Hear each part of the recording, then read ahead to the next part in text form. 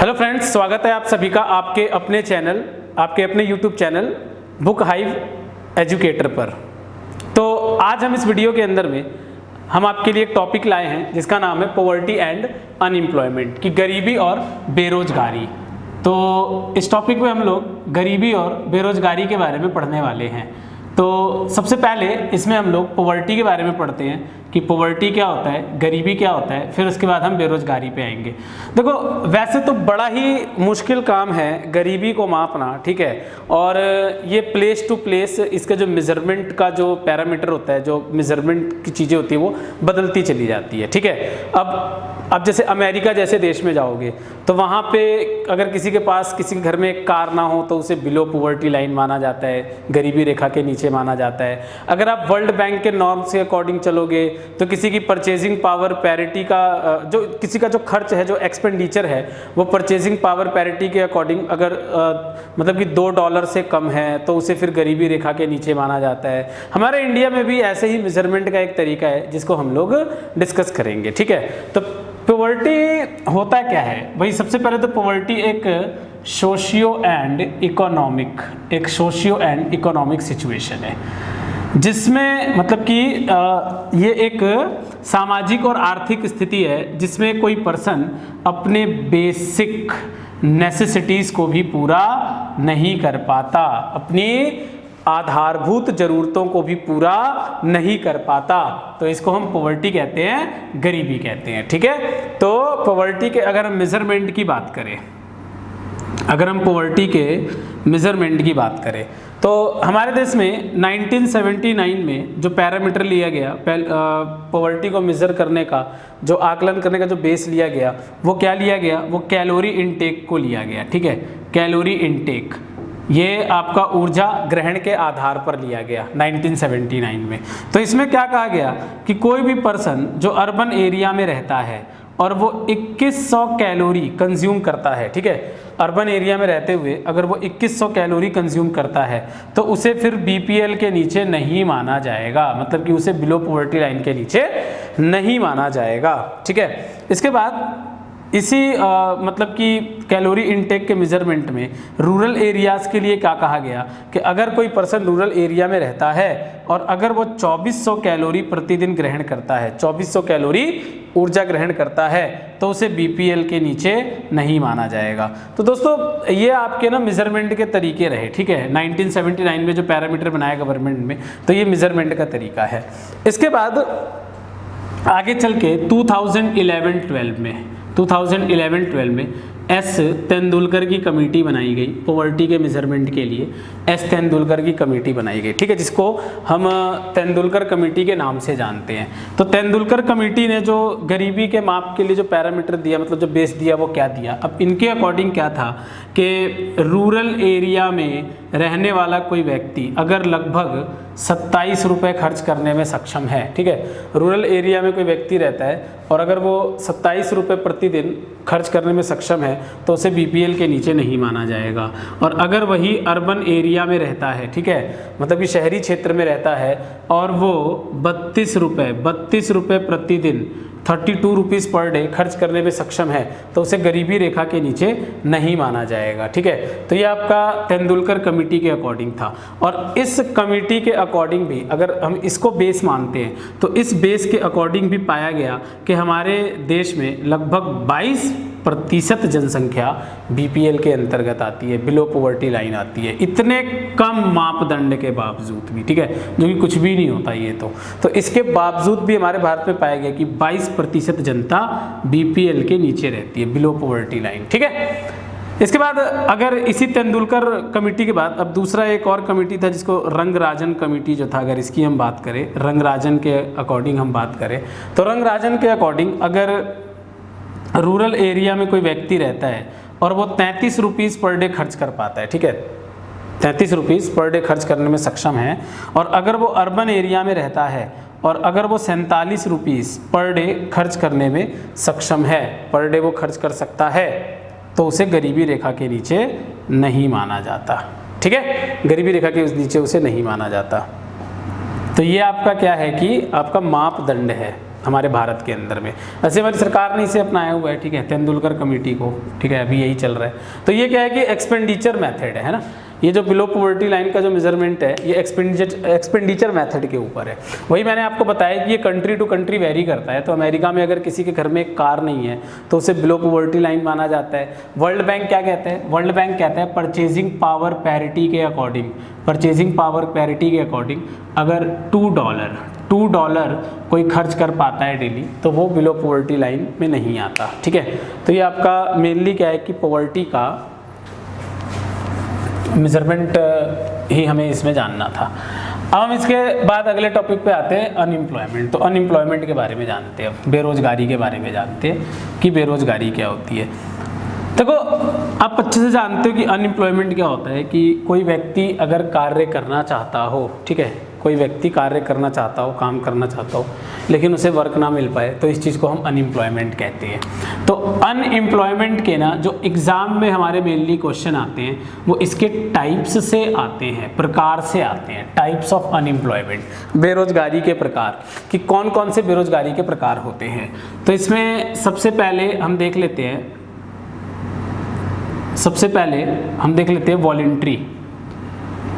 Voluntary unemployment. Voluntary unemployment, इसको आप हिंदी में क्या कहोगे? इसको आप हिंदी में ऐच्छिक बेरोजगारी कहोगे। हिंदी में इसको ऐच्छिक बेरोजगारी कहा जाता है। तो वॉलंटरी अनएम्प्लॉयमेंट क्या होता है कि इसमें भाई वो पर्सन ना खुद ही नहीं काम करना चाहता, ठीक है, काम तो मिले लेकिन वो खुद नहीं काम करना चाहता। देखो बेरोजगारी में एक चीज़ और है कि वो व्यक्ति चाहता हो कि वो काम करना चाहता है कि नहीं। तो वॉलंटरी अनएम्प्लॉयमेंट है कि काम तो मिल रहा है बट वो खुद ही नहीं काम करना चाहता, ठीक है। A person does not want to do work himself, तो फिर उसको हम किसके अंतर्गत रखते हैं? वॉलंटरी अनएम्प्लॉयमेंट के अंतर्गत रखते हैं, ऐच्छिक बेरोजगारी के अंतर्गत रखते हैं, ठीक है। दूसरा हो जाता है आपका नॉन वॉलंटरी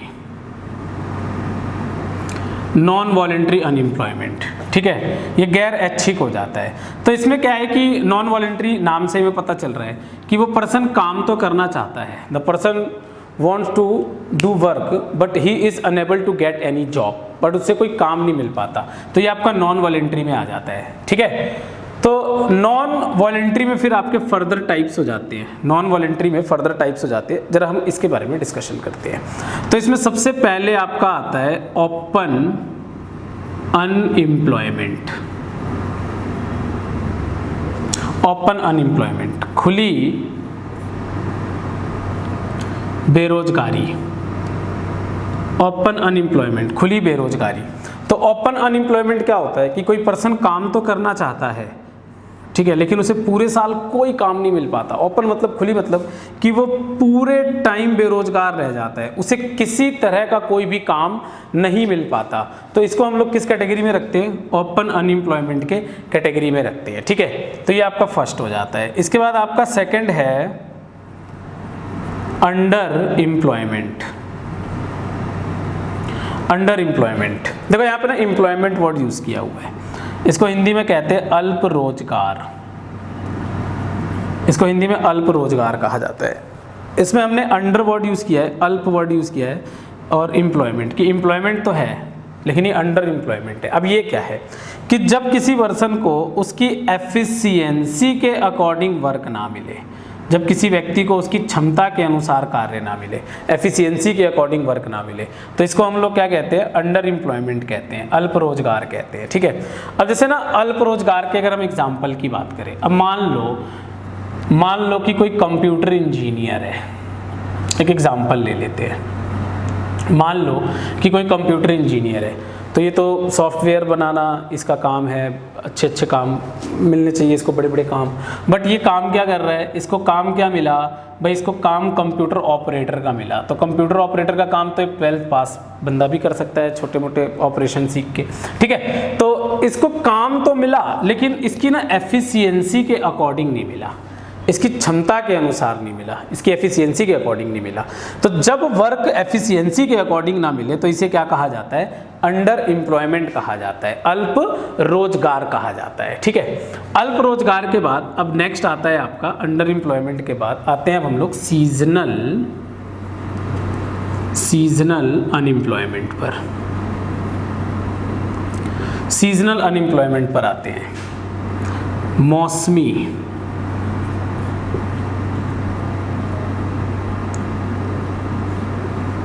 मौसमी बेरोजगारी पर आते हैं, सीजनल अनएम्प्लॉयमेंट पे। तो मौसमी बेरोजगारी क्या होती है कि पूरे साल के एक पर्टिकुलर मौसम में या सीज़न में ही काम मिल पाए। अब जैसे आप इस तरह के चीज़ों को एग्रीकल्चर में काफ़ी हद तक देख सकते हो, है ना, एग्रीकल्चर में काफ़ी हद तक देखा जा सकता है इन चीज़ों को, सीजनल अनएम्प्लॉयमेंट कहा जाता है इसे, ठीक है। तो किसानों में खासकर सीजनल अनएम्प्लॉयमेंट काफ़ी ज़्यादा देखा जाता है कि जब तक वो कृषि करते हैं तब तक तो उन्हें काम मिलता है, बाकी वो काफ़ी समय के लिए बैठ भी जाते हैं। इसके बाद अगला है आपका डिसगाइज्ड अनएम्प्लॉयमेंट, प्रच्छन्न बेरोजगारी। डिसगाइज्ड अनएम्प्लॉयमेंट की बात करते हैं, प्रच्छन्न बेरोजगारी की बात करते हैं। तो ये डिसगाइज्ड अनएम्प्लॉयमेंट या प्रच्छन्न बेरोजगारी क्या होती है कि ज़रूरत से ज़्यादा लोग जब काम में लगे होते हैं, ठीक है, कि भाई जितने लेबर चाहिए उससे ज़्यादा लोग जब काम में लगे होते हैं, तो इसको क्या कहा जाता है, डिसगाइज्ड अनएम्प्लॉयमेंट कहा जाता है, प्रच्छन्न बेरोजगारी कही जाती है, ठीक है। मान लो किसी काम में 4 लोगों की जरूरत है, फिर भी 8 लगे हुए हैं ज़बरदस्ती, तो डेट इज़ डिसगाइज्ड अनएम्प्लॉयमेंट। अगर ना एक्स्ट्रा लोगों को हटा भी दिया जाए, जो एक्स्ट्रा लोग काम कर रहे हैं उन्हें हटा भी दिया जाए, तो मार्जिनल प्रोडक्शन पर कोई फ़र्क नहीं पड़ता, ठीक है, मार्जिनल प्रोडक्शन पर कोई फ़र्क नहीं पड़ता। तो इसको क्या कहते हैं, डिसगाइज्ड अनएम्प्लॉयमेंट कहते हैं, प्रच्छन्न बेरोजगारी कहते हैं इसे, ये आपका डिसगाइज्ड अनएम्प्लॉयमेंट हो जाता है। इसके बाद नेक्स्ट है आपका नेक्स्ट टाइप, स्ट्रक्चरल अनएम्प्लॉयमेंट, संरचनात्मक बेरोजगारी, स्ट्रक्चरल अनएम्प्लॉयमेंट। तो भाई इस तरह की जो बेरोजगारी है ये जनरली क्या होता है कि किसी किसी कंट्री में क्या होता है कि प्रोडक्शन लेवल बहुत कम होता है, प्रोडक्शन लेवल, प्रोडक्टिविटी इतनी ज़्यादा नहीं होती, या फिर कई बार क्या होता है कि टेक्नोलॉजिकल चेंजेस आते हैं, ठीक है, टेक्नोलॉजिकल चेंजेस। तो इन सब की प्रॉब्लम की वजह से जो बेरोजगारी उत्पन्न होती है, जो अनएम्प्लॉयमेंट क्रिएट होती है, उसको हम स्ट्रक्चरल अनएम्प्लॉयमेंट, संरचनात्मक बेरोजगारी कहते हैं। भाई मान लो कोई टाइपराइटर पे काम करने वाला बंदा है, ठीक है, अचानक कंप्यूटर आ गया, तो बहुत सारे लोग टेक्नोलॉजिकल चेंजेस की वजह से बहुत सारे लोग अपडेट नहीं हुए तो बेरोजगार हो गए, that is the part of structural unemployment. कई बार मशीनरी सिस्टम आने से क्या होता है कि बहुत सारे लोगों का काम अकेले मशीन कर देता है, तो एफिशिएंसी बढ़ जाती है और लेबर का काम कम हो जाता है, तो इस तरह से भी क्या है कि अनएम्प्लॉयमेंट क्रिएट होता है। तो ये स्ट्रक्चरल अनएम्प्लॉयमेंट का पार्ट हो गया। एक चीज़ और, मान लो कोई पर्सन है, उसने कोई जॉब छोड़ा और नए जॉब मिलने में उसे बड़ी प्रॉब्लम आ रही है, अपडेशन की वजह से ही, है ना, अपडेशन की वजह से ही, तो वो भी किसका पार्ट हो गया, आपका स्ट्रक्चरल अनएम्प्लॉयमेंट का पार्ट हो गया। तो ये सारी चीज़ें आपके स्ट्रक्चरल अनएम्प्लॉयमेंट में आती है। अब स्ट्रक्चरल अनएम्प्लॉयमेंट के बाद अगर नेक्स्ट पॉइंट देखें तो अब है आपका फ्रिक्शनल अनएम्प्लॉयमेंट।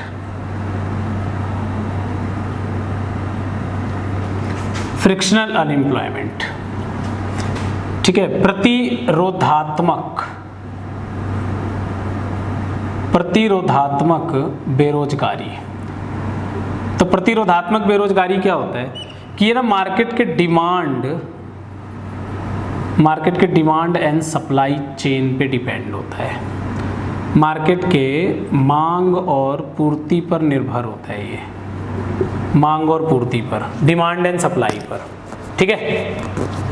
चाय पत्ती मान लो, गर्मियों में डिमांड घट जाती है, उसमें काम करने वाले लोग क्या होते हैं, बेरोजगार हो जाते हैं। ठंडियों में डिमांड बढ़ जाती है तो वहाँ उसमें काम करने वाले लेबर्स की भी डिमांड बढ़ जाती है। तो फ्रिक्शनल अनएम्प्लॉयमेंट होता है प्रतिरोधात्मक बेरोजगारी, जिसमें जो कि बाजार के, जो कि मार्केट के डिमांड एंड सप्लाई पे डिपेंड होता है, ठीक है। तो ये चीज़ें, और भी हाल ही में देखो कि कार्स वगैरह की डिमांड काफ़ी कम हो गई देश के अंदर में, तो कार इंडस्ट्री की हालत बहुत ख़राब है, उसमें काम करने वाले लोग जो हैं काफ़ी मात्रा में बेरोजगार हो गए, अनएम्प्लॉयड हो गए। तो ये सारी चीज़ें हैं इसमें, ठीक है। इसके बाद देखो कि टाइम टू टाइम ना हमारी सरकार ने पॉवर्टी और अनएम्प्लॉयमेंट को कंट्रोल करने के लिए बहुत सारी चीज़ें भी चलाई हैं, बहुत सारी स्कीम भी चलाई है। थोड़ा एक बार शॉर्ट में उसे भी देख लेते हैं, जैसे कि MNREGA, Mahatma Gandhi national rural employment guarantee act, Mahatma Gandhi national rural employment guarantee act 2005 में ये एक्ट पास किया गया था, ठीक है।